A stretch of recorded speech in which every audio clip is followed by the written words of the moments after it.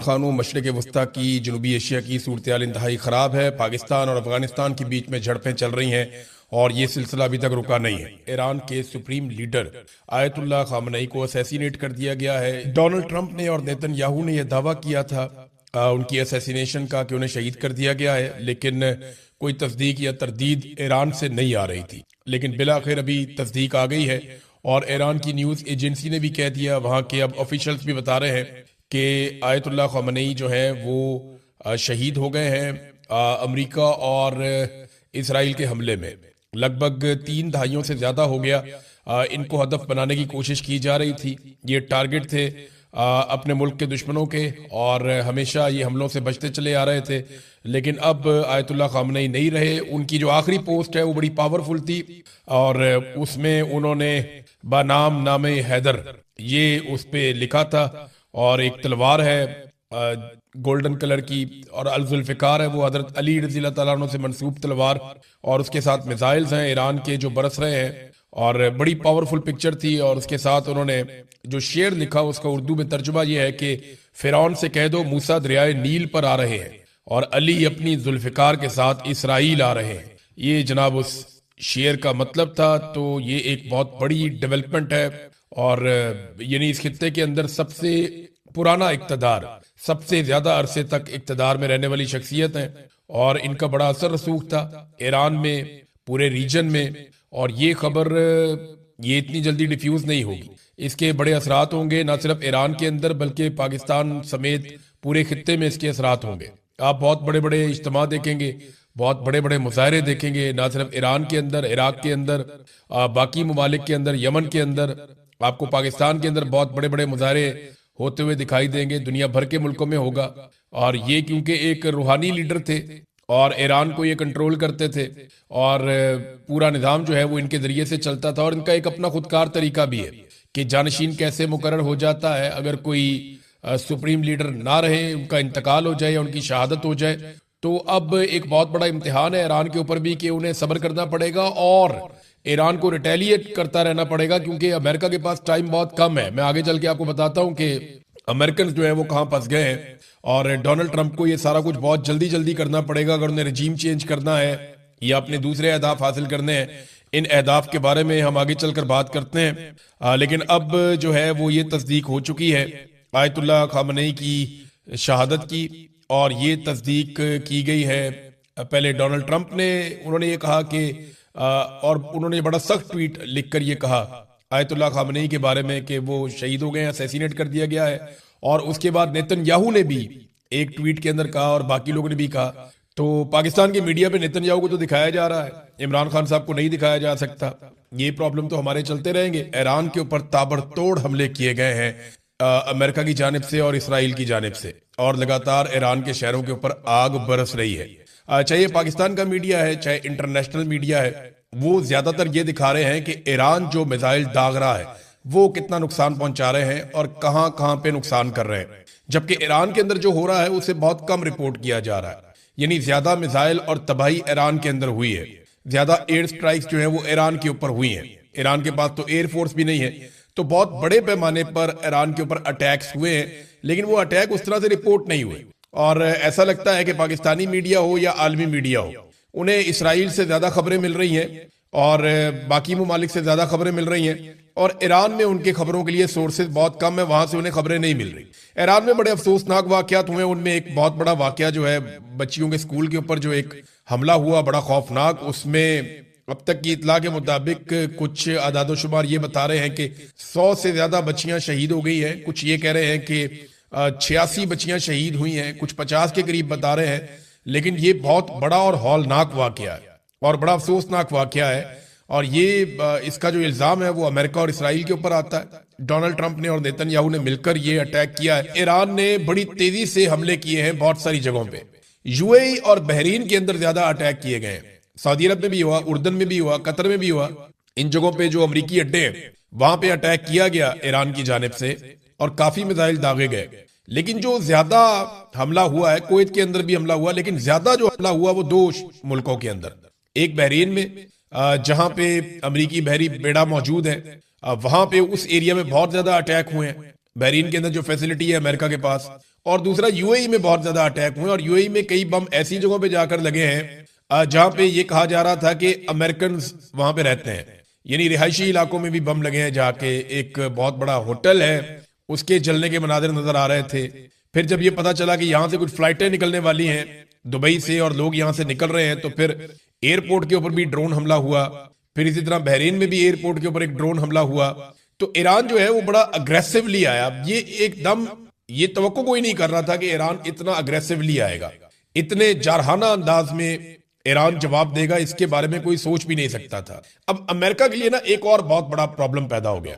Donald Trump को इस लड़ाई को बहुत जल्दी कंक्लूड करना पड़ेगा और ये दिखाई भी दे रहा है। डोनाल्ड ट्रंप ने एक पार्टी में शिरकत की, वहां से भी वीडियोस आई और ऐसा शो किया गया जैसे उन्हें कोई जल्दी नहीं है, कोई परेशानी नहीं है। ये विजुअल्स क्रिएट किए गए, लेकिन ये सब जानते हैं कि ये काम उन्हें बहुत जल्दी करना पड़ेगा। ईरान के साथ इस लड़ाई को तूल नहीं दिया जा सकता। देखिए, दो बड़े अहदाफ हैं डोनाल्ड ट्रंप के। पहला हदफ तो यह है कि ईरान में रजीम चेंज हो जाए, लेकिन ये रजीम चेंज वो जमीन पर उतरे बगैर करना चाहते हैं। यानी अगर ईरान की सरजमीन पे कोई फौजी बाहर से आएंगे तो ईरान की सारी जो अवाम है वही फौज बन जाएगी, वो एक बहुत बड़ी मुसीबत बन जाएंगे और एक ऐसी दलदल में आने वाली फौज फंस जाएगी जिससे वो कई दहाइयों तक नहीं निकलेगी या कई सालों तक नहीं निकलेगी। लिहाजा वो जमीन पर उतरे बगैर ईरान के अंदर रजीम चेंज करना चाहते हैं। क्या रजा पहलवी या उनके लोग इतने मकबूल हैं ईरान के अंदर? तो उसका जवाब है कि नहीं। चले, अगर आप ये भी कहें कि आयतुल्लाह खुमैनी के या उनका जो इक्तदार है उसके लोग बहुत सारे मुखालिफ हैं या उन्हें पसंद नहीं करते, तो दूसरी तरफ जो अमेरिकन के लोग हैं या जो इसराइल के करीबी लोग हैं, रजा पहलवी वगैरह जो है, उनके भी कोई इतनी बड़ी फॉलोइंग नहीं है ईरान के अंदर। तो एक बड़ा मैस क्रिएट हो जाएगा। और अगर कुछ अहदाफ हासिल कर भी लिए गए और रजीम तब्दील ना हुआ तो अमेरिका ने फिर क्या हासिल किया? तो उन्हें बहुत जल्दी करना पड़ेगा, उनके पास वक्त कम है, क्योंकि ईरान ने आबनाए हरमज जो है उसको बंद कर दिया। यहां से दुनिया का 20% पेट्रोल जाता है और ये एक बहुत बड़ा झटका लगेगा पूरी दुनिया को। दूसरा, ईरान ने जिस किस्म का अटैक किया है मिडिल ईस्ट के अंदर मुख्तलिफ ममालिक पे, यानी यूएई की मार्केट बहुत बुरी तरह मुतासिर होगी।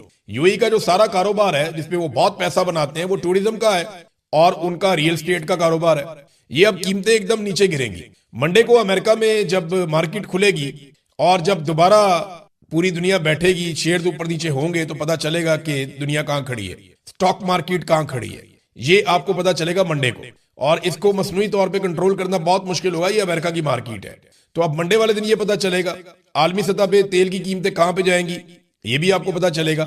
तो इसको जल्दी कंक्लूड करना है अमेरिका ने। उसको बहुत प्रॉब्लम है कि ये रजीम चेंज अगर करना है तो ये चंद दिन के अंदर अंदर उन्हें करना है। ज्यादा टाइम उनके पास नहीं है, ज्यादा टाइम लगेगा तो बाकी ममालिक बीच में आएंगे।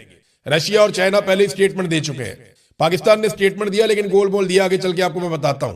तो अमेरिका को फौरी तौर पे करना पड़ेगा जो भी करना, वो उसमें ज्यादा टाइम लगा नहीं सकता। तो उनको जल्दी अपने अहदाफ हासिल करने, और वो दिखाई नहीं दे रहा। ईरान को सिर्फ सब्र करना और रिटेलिएट करते रहना है। अगर ईरान ये टाइम गुजार गया और दोबारा मुज़ाकरात की टेबल पे बैठ गए तो फिर ईरान की पोजीशन कुछ और हो, वैसी नहीं होगी जैसी इस वक्त।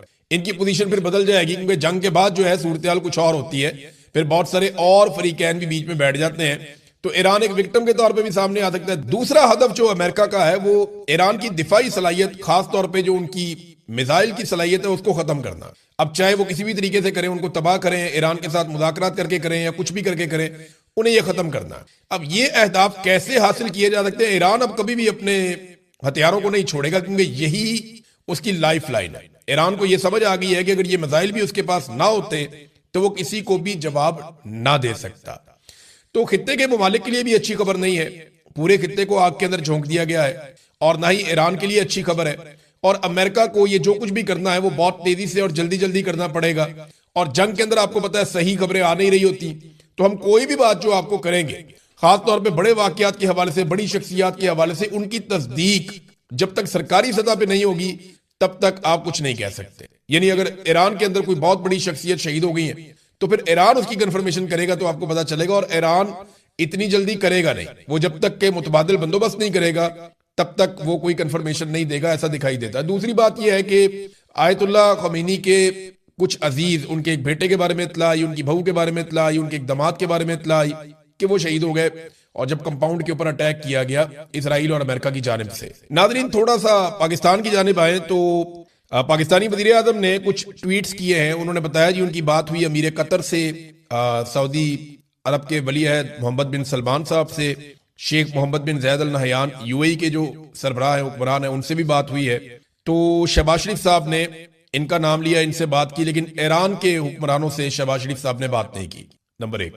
नंबर दो, एक और चीज बड़ी इंपॉर्टेंट है कि शहबाज शरीफ साहब ने कहीं पे भी अमेरिका का नाम नहीं लिया। ये जंग अमेरिका ने शुरू की है, एक जगह पे उन्होंने इसराइल का नाम लिया और उन्होंने ईरान की भी मजम्मत की कि ईरान ने खलीजी ममालिक के ऊपर क्यों मिसाइल दागे जहां पे अमरीकी अड्डे मौजूद थे। तो ये तो ऑब्वियस था, जहां पे अमरीकी अड्डे होंगे वो वहीं पे जवाब देंगे। यानी अगर दो घर आमने सामने हैं, मेरे घर के ऊपर कोई पत्थर फेंकता है सामने वाले घर से और वो उनके घर के अंदर आया हुआ बंदा, तो सामने वाले से मेरे जितने मर्जी अच्छे ताल्लुकात हों, मैं उसको दो बातें ही कह सकता हूं, या तो इसको बाहर निकालो तो या मुझे इजाजत दो मैं इसको मारूं। यानी मेरे पास तो तीसरा ऑप्शन ही कोई नहीं है ना, या तो इसको बाहर निकाल लें तो या मैं इसको मारूंगा। तो वो ये वाली सूरत हाल बनी हुई, मैं सादा करके आपको समझा दिया। अब यहाँ पे पाकिस्तान के वजीर आजम ने एक तो ईरानी क़यादत से बातचीत नहीं की, उनके बारे में कुछ नहीं लिखा, ना ही अमेरिका के बारे में उन्होंने कुछ लिखा। और अमरीकी सदर को शहबाज शरीफ साहब सेवियर कहते हैं जनूबी एशिया का, इसके ऊपर भी मैंने एक सर्वे करवाया। ये नाज़रीन जरा सर्वे आप देखें, आप सर्वे देखेंगे तो आपको पता चलेगा कि पाकिस्तानी कैसे सोचते हैं और शहबाज शरीफ कैसे सोचते हैं।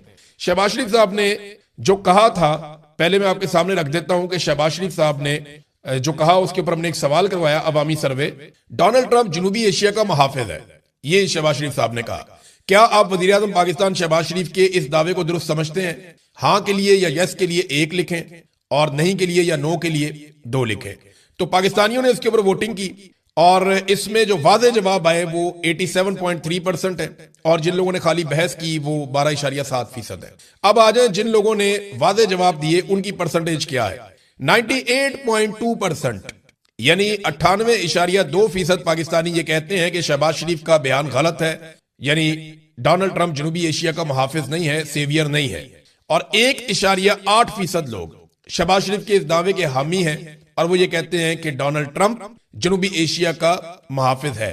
2% से भी कम लोग शहबाज शरीफ की स्टेटमेंट के साथ खड़े हैं और 98.2% लोग पाकिस्तानी शहबाज शरीफ के बयान के खिलाफ खड़े हैं। ये है नादरीन सूरत हाल। अब दुनिया के ऊपर असरात क्या होने जा रहे हैं देखें। इस पे ईरान ने शुक्रिया अदा किया पाकिस्तान का, हालांकि पाकिस्तान ने गोलमोल स्टेटमेंट दिया, अक़वाम मुत्तहिदा में भी नाम नहीं लिया पाकिस्तान ने इसराइल का, अमेरिका का, और बगैर नाम लिए पाकिस्तान ने मजम्मतें की हैं। ईरान के ऊपर अटैक की भी और खलीजी ममालिक के ऊपर अटैक की भी मजम्मतें की हैं, लेकिन पाकिस्तान ने खुलकर वो स्टेटमेंट उस तरह से नहीं दिया। जितने भी तज्जियाकार हैं उन सबका ये मानना है कि ईरान के बाद पाकिस्तान की बारी आएगी और पाकिस्तान को कमजोर किया जाएगा। देखें ना, ईरान के अंदर अगर नया रजीम आ जाता है तो पाकिस्तान के ऊपर एक दबाव बढ़ जाएगा। फिर अफगानिस्तान के साथ पाकिस्तान के पहले ही हालात खराब है, इंडिया के साथ भी पाकिस्तान का बॉर्डर गर्म रहता है, तो पाकिस्तान पे हर तरफ से एक दबाव बढ़ेगा और पाकिस्तान को दबाया जाएगा। और मुसलमान मुल्कों के ना दो मसले होते हैं सिर्फ हमेशा से, ये बात आप पल्ले बांध लें। दो चीजें ऐसी है जो मुसलमान मुल्कों के लिए मसाइल बन जाती है। नंबर एक, उनके वसाइल, जितने ज्यादा किसी मुसलमान मुल्क के पास वसाइल होते हैं वो फिर दूसरों की नजर होती है कि ये वसाइल हमें मिलने चाहिए, जैसा कि इराक के साथ हुआ, लीबिया के साथ हुआ, उनका सारा तेल निकल गया। अभी वेनेजुएला के साथ भी यही हुआ।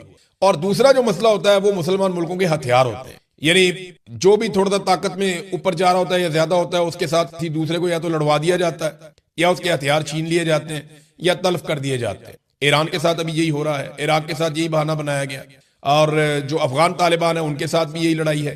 पाकिस्तान के पास एटमी सलाहियत है और इसराइली वजीर आजम एक मरतबा नहीं कई मरतबा ये कह चुके हैं, अमेरिकन भी कह चुके हैं कि पाकिस्तानियों के पास एटम बम उन्हें अच्छा नहीं लगता, वो पाकिस्तान की एटमी सलाहियत खत्म करना चाहते हैं। तो अगली बारी पाकिस्तान की आएगी, अगला असर पाकिस्तान के ऊपर आएगा।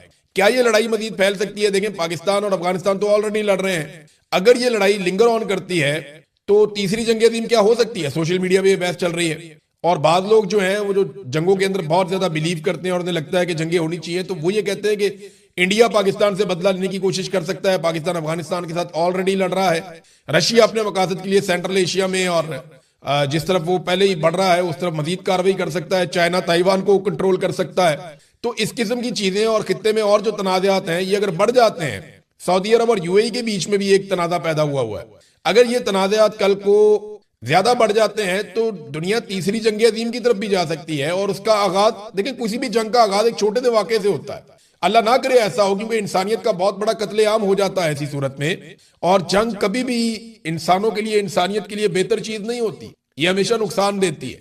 तो मैं ये बात कर रहा हूं कि इसके इम्कानात हमेशा रहते हैं, लिहाजा जितने बड़े ममालिक और लीडर होते हैं उनको उतनी ज्यादा रिस्पॉन्सिबिलिटी का सबूत देना होता है। नाजरीन, अमेरिका के जो न्यूयॉर्क के मेयर हैं ज़हरान ममदानी, इन्होंने ईरान पर फौजी हमले पर यह कहा कि यह गैर कानूनी और जारहाना अमल है, ये तबाहकुन शिद्दत इख्तियार कर सकता है, शहरों पर बमबारी, शहरियों की हलाकतें, ये नया जंगी महाज खोलना, अमरीकी अवाम ये नहीं चाहते और एक और रजीम चेंज की बजाय महंगाई का खात्मा चाहते हैं अमरीकी अवाम, अमन चाहते हैं अमरीकी अवाम।